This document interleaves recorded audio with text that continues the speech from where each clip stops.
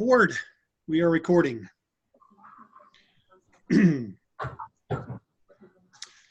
Let's talk about how we choose a president, but we want to notice, and if you want to see the handy little table on page 354, we want to notice how it has changed or evolved since our country was founded. So I've got some slides as usual. And we are going to talk about that mysterious concept in American government called the Electoral College. Mr. Bean? Yes. Kirsten, Kaylee, and Landry are here now. Who is? Kirsten, Kaylee, and Landry. All right, I got them marked down.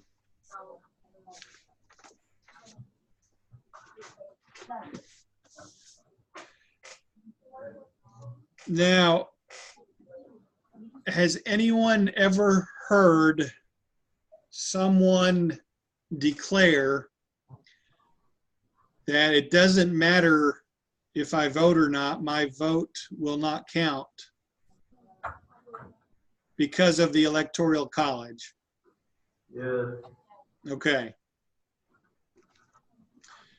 I will say that that is not true. Your vote still, your vote in the presidential election still makes a difference. And we want to see how that works today.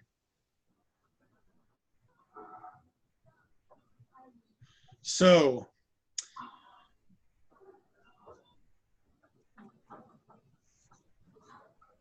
our voting process, the way we select the president, has gone through or is currently in its fourth system or fourth incarnation right now.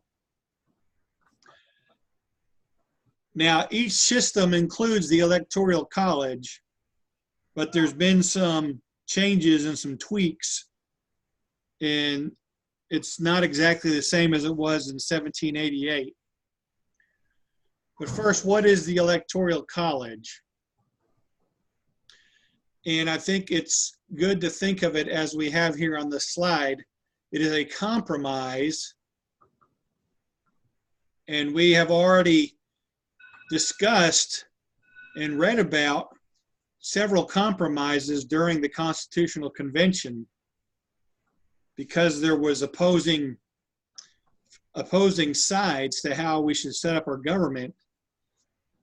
So this is another compromise so that in the founders' minds, the president would be elected in the fairest way to the almost all the majority of Americans. And so remember that the founders, for the most part, did not trust political parties. They set up a government where there would be no parties, really, even though you already had two opposing viewpoints, and eventually they would solidify into recognizable parties.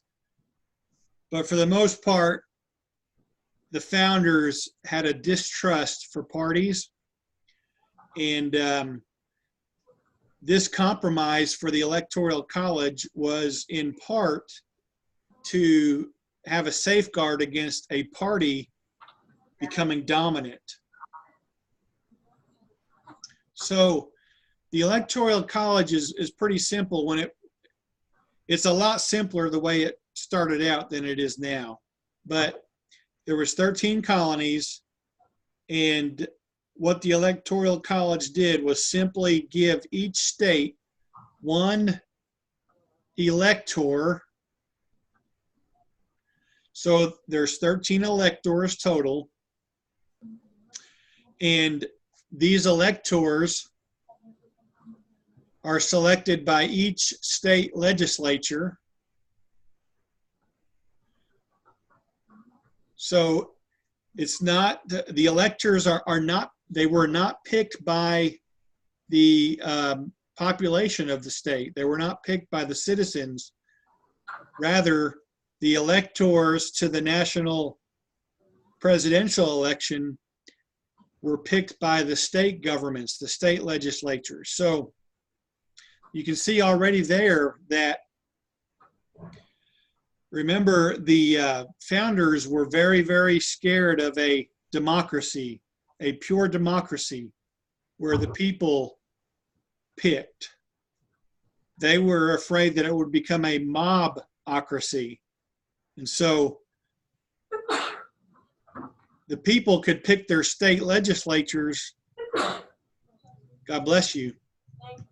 But they really, once they were picked, they really didn't go and conduct business on the state level or the national leaders. They did not really conduct business with the mindset that, oh, what does Common Joe and Common Mary back home think about this? They went as kind of as ambassadors who would make the best decisions in their own judgment. That's still that old English mindset of there being an upper class gentry and a lower class yeoman people. So the states could elect their legislatures, but then the legislatures would pick the electors to go and meet with the other electors of the other states, and then they would select a president and vice president. That's the original structure of the Electoral College. So a way that it differs than today is that the electors would not vote for a president and a vice president. The electors would vote on their ballot. There would be several men, and they would put down first choice by the person that they wanted to be the president. And then they would pick a second choice and then a third choice. So for example, in the first election, George Washington and John Adams got the most votes. George Washington received more than John Adams, so he became president. And John Adams, by default, because he had the second most elector votes, he became president. So John Adams was not running for vice president, nor was any man. That's just the way they picked the vice president, the one who had the second amount of votes. Any questions? No. Okay, so that is how our voting for president worked for the first 40 years.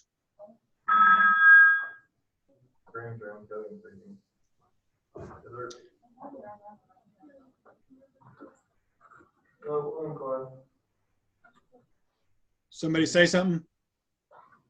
Josh was on the phone. Somebody called on him. Oh, okay, okay. We'll wait a few minutes or seconds. Mr. Green, they need me in the office. You need to go to the office?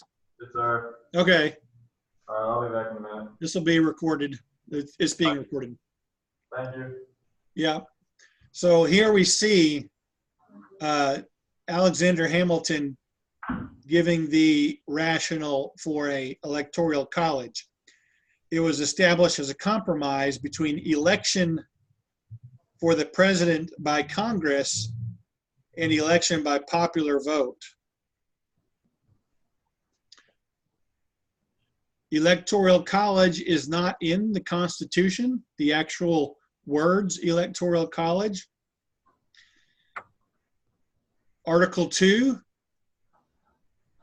and then the 12th Amendment refer to electors, but not electoral college. It's just basically, college simply means a group of men who are chosen to come together and make a decision. So you can see here on the right that the Electoral College has some similarities to some classical ancient government structures. And we're talking about really ancient, like the Roman Senate and the Roman government. Many of our founding fathers were, they had to take classes like Latin and Greek, and they had to study Roman philosophers, and so they were familiar with these things, and this really influenced this aspect of our government.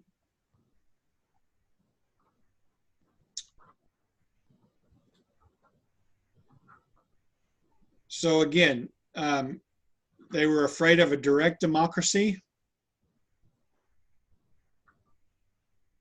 There was a belief that only a certain quality of men could make a decision to vote for, they would vote for who they believe was best for everybody. That's that mindset again. Also, the founding fathers wanted to protect the interests of smaller states and rural areas. Now, let me find something real quick here. Now, are you still seeing the slides? Yes. Okay, so I'm going to find here of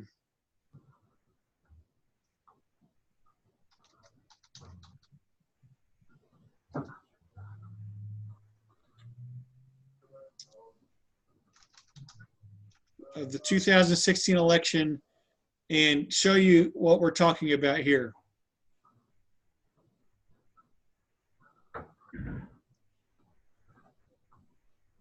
And you're going to see how when it comes to this concern of the founding fathers that we protect smaller states and rural areas, the Electoral College is still doing its job. So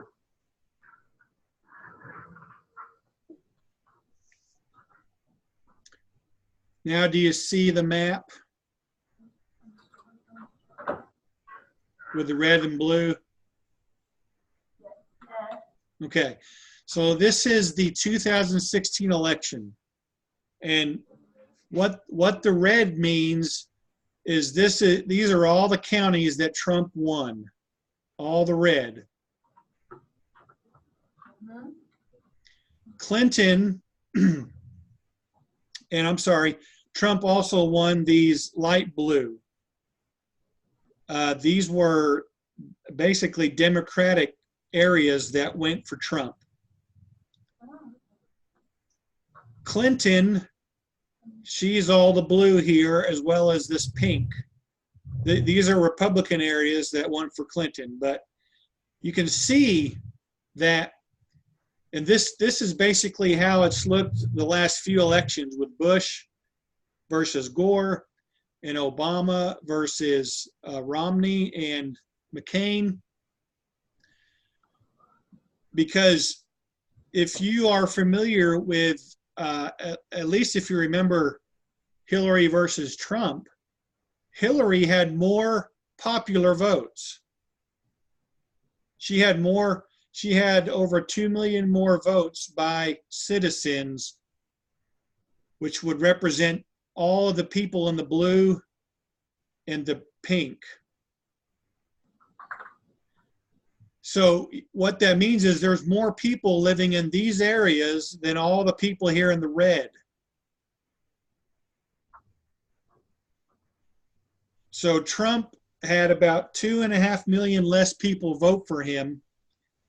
But the way the system is set up, he won more electoral college votes. You have to have 270 votes from the electoral college. There's 538 total. You have to have 270 to win the presidency.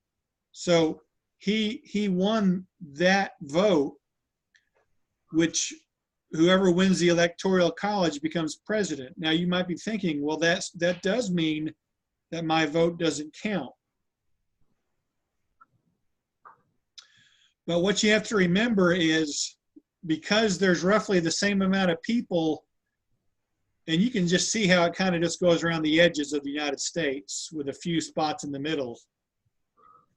These spots in the middle are usually around big urban areas. Like here's the Denver area, here's Las Vegas area, and a little bit larger.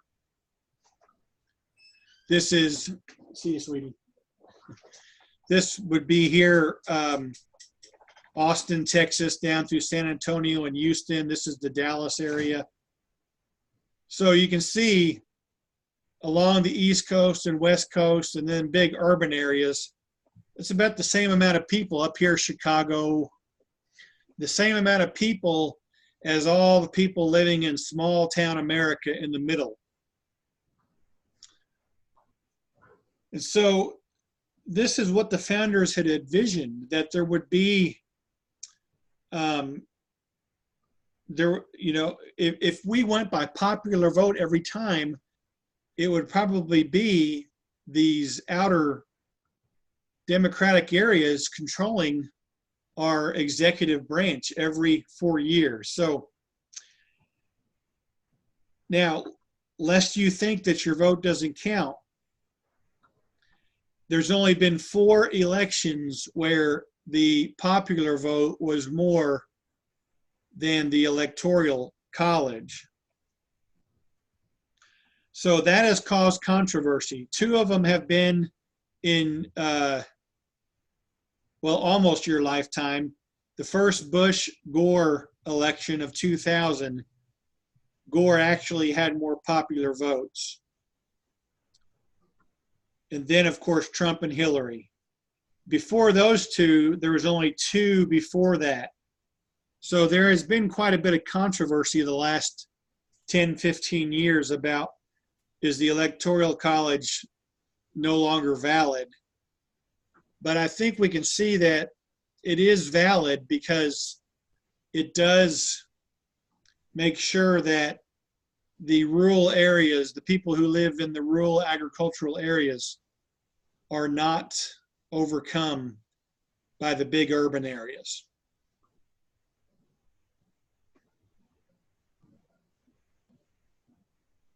And that, number 3, kind of ties into that. It helps to dilute the densely populated centers, who their concerns are going to be much different than the rural areas and the small states. So any questions on those reasons?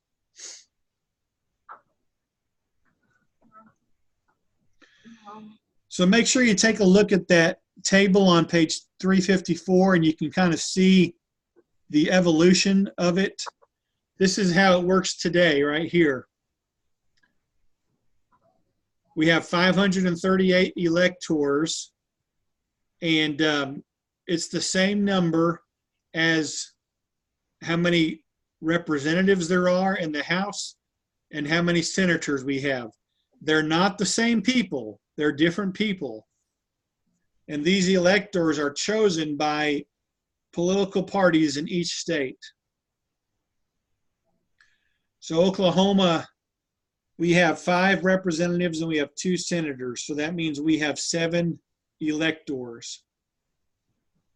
And they are elected by the state parties. Now, some people believe that this is not good because 538 people is only this percentage of the current U.S. population. But again, they are to vote. If you look there at the table on 354, they are, and also the information, they are supposed to vote how the state votes. So going back to our map here, you can see Oklahoma was all red. We were one of the few states that was, every county was all Trump. And I believe in 2012, every county was all Romney. There was no counties for Obama, no counties for Hillary. So all 7 of our electors are supposed to vote Republican. They should have all casted their votes for Trump. Can an elector go against the state vote? Yes. But that's pretty rare. And they risk the wrath of their state. So very quickly now, we want to talk about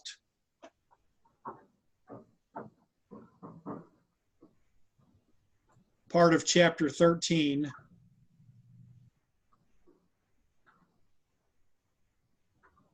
And they're penetrating the bureaucracy. the bureaucracy, okay? Are you with me? Sir. Waking up there? Okay, so the bureaucracy.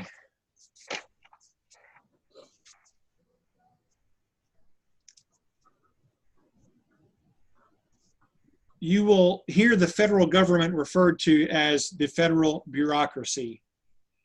A bureaucracy is simply a system of organization.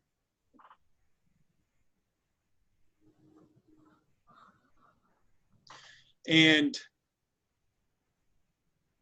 this organization, whoops, we're not there, sorry. This organization is a way to control the 2.5 million federal employees. So you can see why it's called a bureaucracy. There's 2.5 million people who work for the federal government. On the bottom of page 383, there's 3 principles for how a bureaucracy operates, and you'll want to know these 3 things. You'll probably see them on the quiz. But hierarchical authority, job specialization, and formalized rules. They're at the very bottom of page 383.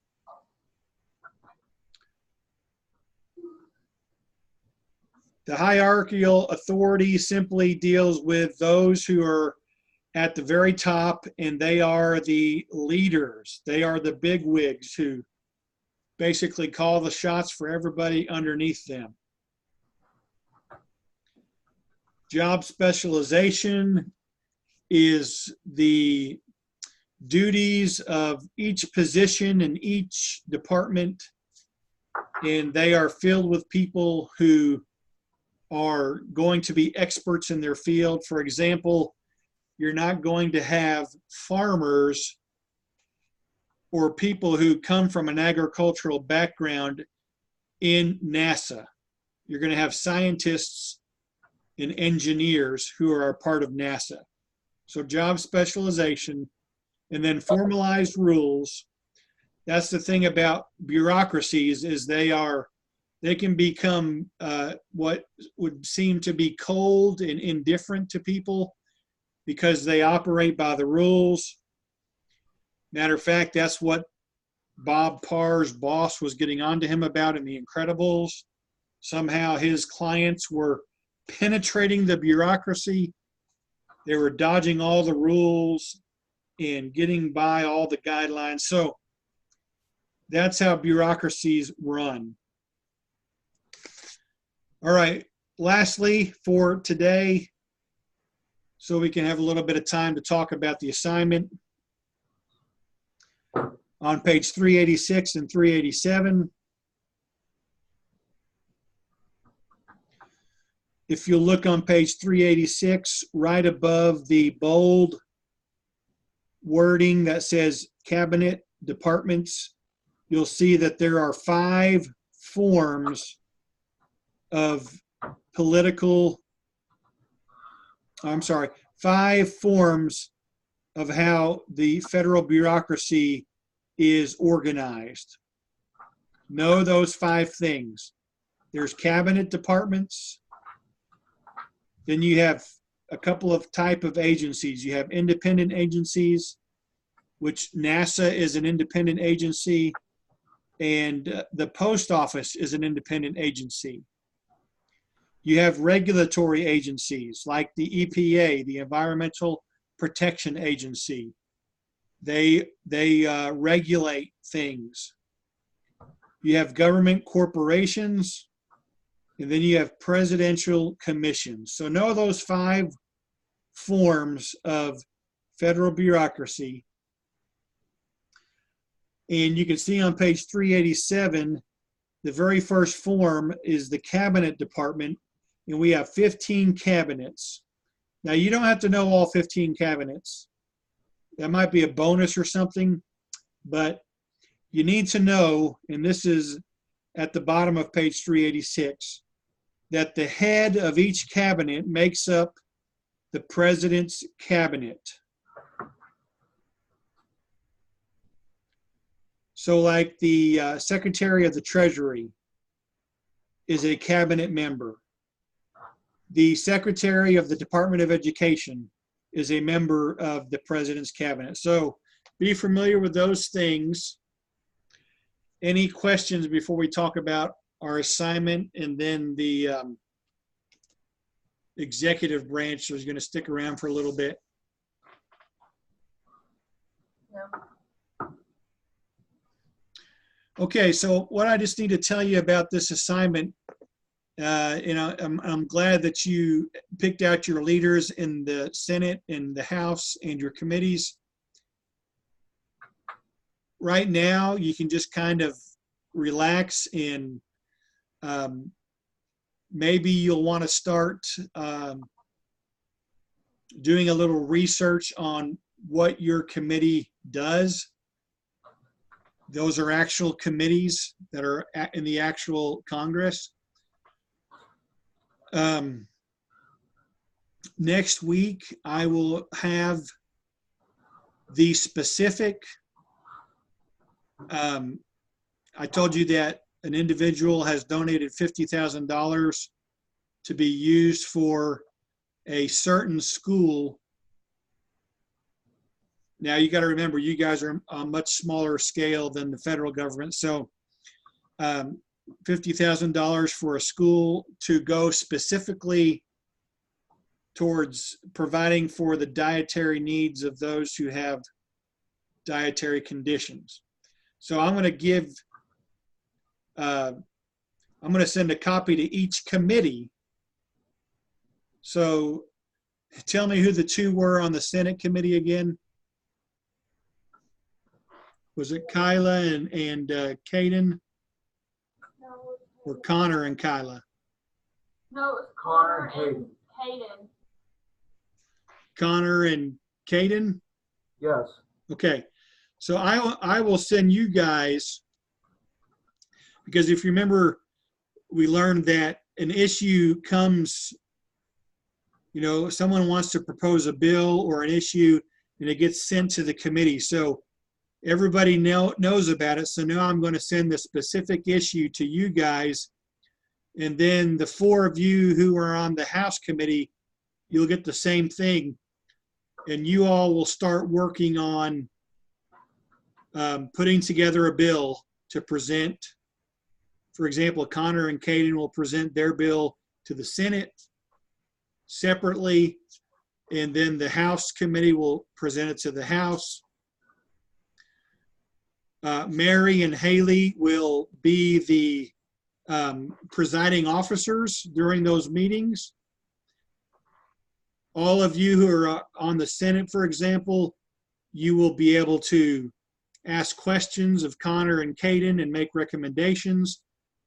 And then eventually Mary will bring it to a vote of whether or not you want to send their bill to the president, or if they need to go back and do some tweaking. Same way in the House.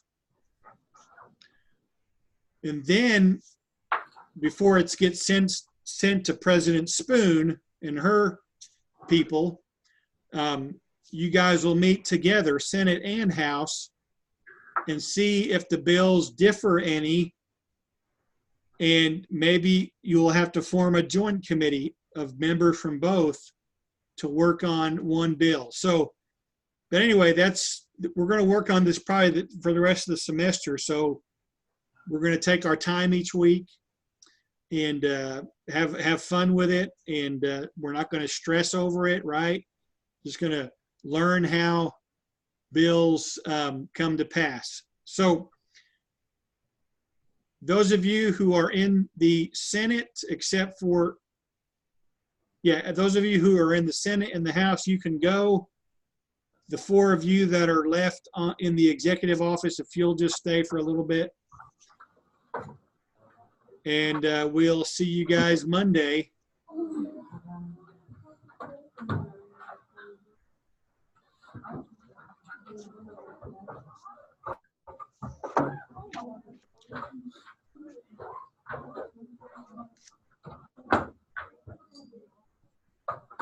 Katrina and Cheyenne, why don't y'all come to these front seats for now?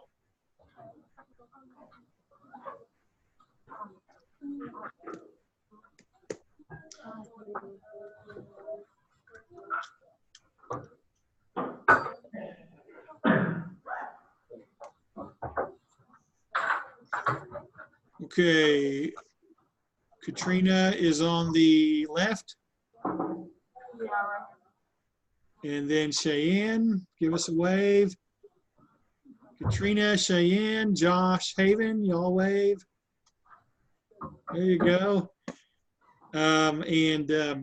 So we got president, and then which one is vice president again? Katrina, and then Josh and Cheyenne, you guys are, I believe, secretary of something, right? One of you is education, one of you is ag and something, right?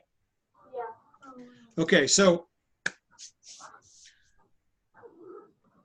how do you all want to try to meet together when you do? You want to just communicate through emails? Do you want to try to do a phone conferencing or FaceTiming?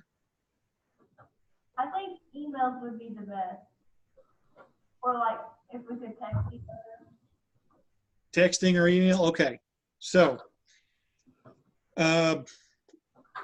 if you two at Panama will get your email to Haven, since she is the prez, she will communicate with her cabinet. Or if you guys want me to, I can send her an email with your emails, if that's easier. Do that. Yeah, that would Okay. That would be easier. Do you want to, you okay with texting too? Yes. Whatever's fine with me. Yeah. Okay. So Cheyenne and Katrina, if you will email me your cell numbers, I will then email them along with your emails to Haven today. Okay. And I will also forward, well, I'll let you do it, Haven. I'll let you send your goal that you already came up with. Okay. Okay, thank you all. We'll see you Monday. Have a wonderful weekend. You too. Sounds good.